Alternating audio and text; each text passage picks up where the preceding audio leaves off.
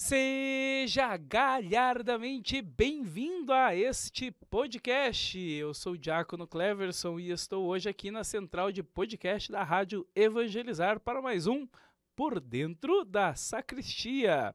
Este podcast que traz para você formação e informação sobre liturgia. Para você que quer aprender um pouco mais, você quer trazer para a sua vida um aprimoramento na espiritualidade, acompanhe-nos até o final. E eu gostaria hoje de dar continuidade na nossa conversa sobre essa nossa trajetória litúrgica, essa nossa jornada, falando um pouco mais sobre o desenvolvimento da liturgia, entrando agora na era patrística. Porque a liturgia ela tem uma história que passa pelos apóstolos, vindo de Jesus, passando pelos apóstolos, e depois que os apóstolos começaram a morrer, sendo martirizados, com exceção de João, que segundo a tradição não foi martirizado, todos os outros 12 apóstolos morreram martirizados. João inclusive o que mais vive e vai ter alguns discípulos, seus seguidores, dos quais nós vamos conhecer. Policarpo é um discípulo direto de João. Depois de Policarpo nós temos Irineu. E a partir daqui nós temos a era patrística. Patrística é por conta dos santos padres. Não porque são santos e nem porque são padres. Nossa, agora confundiu a minha cabeça. Meu Deus, esclarece esse negócio aí, diácono. Então, é porque nós estamos numa era em que nós temos muitos padres, dos quais muitos também se tornaram santos. Mas nós temos aqui pensadores que não foram sacerdotes, mas que pensaram uma teologia. Nós temos diáconos que estão inseridos dentro dessa era patrística, inclusive São Lourenço, patrono dos diáconos. Nós temos também outros que estão inseridos e que não estão exercendo um ministério ou que são bispos. Então, como Agostinho, por exemplo.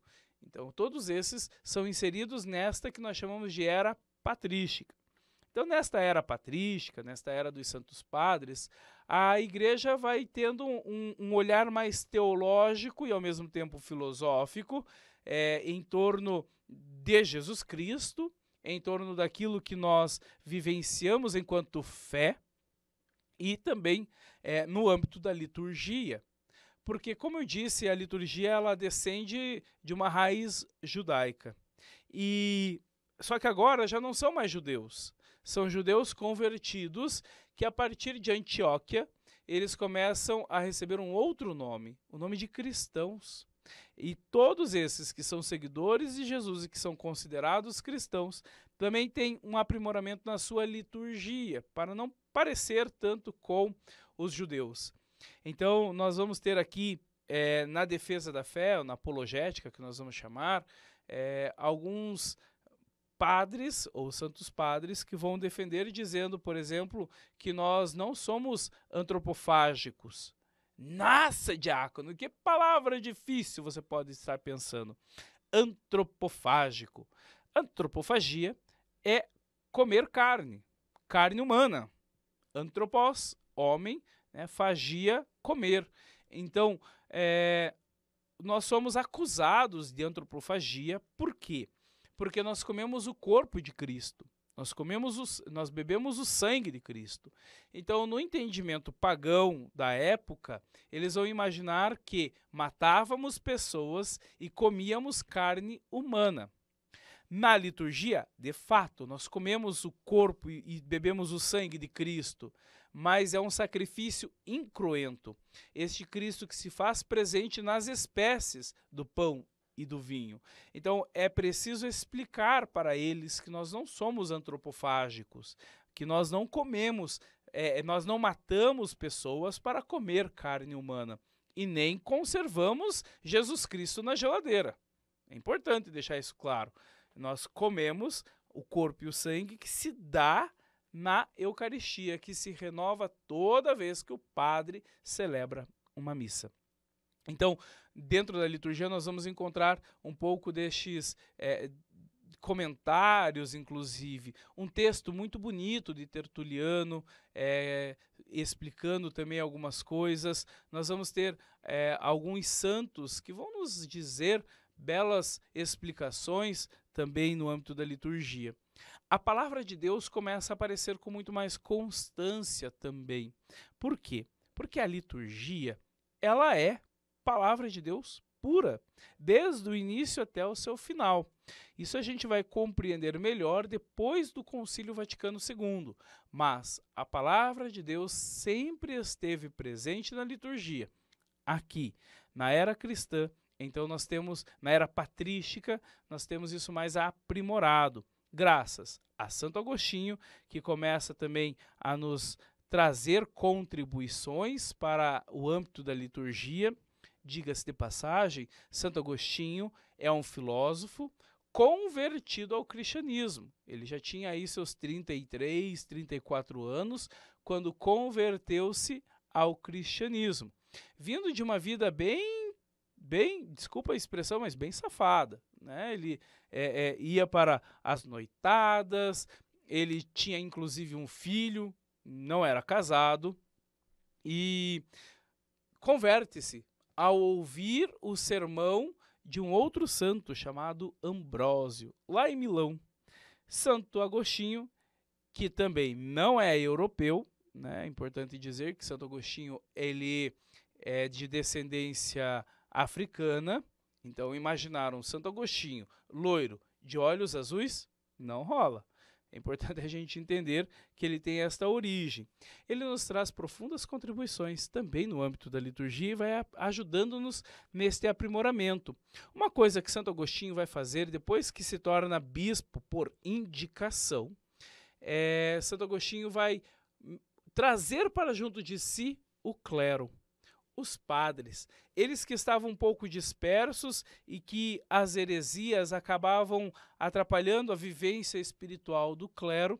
Santo Agostinho traz os padres para morar consigo, para que eles possam juntos vivenciar melhor na vida comunitária a experiência de Cristo. Então, Santo Agostinho, para resguardar também os seus, traz para junto de si os padres. E aí a gente começa a ter esta visão também desse cuidado para a formação do clero.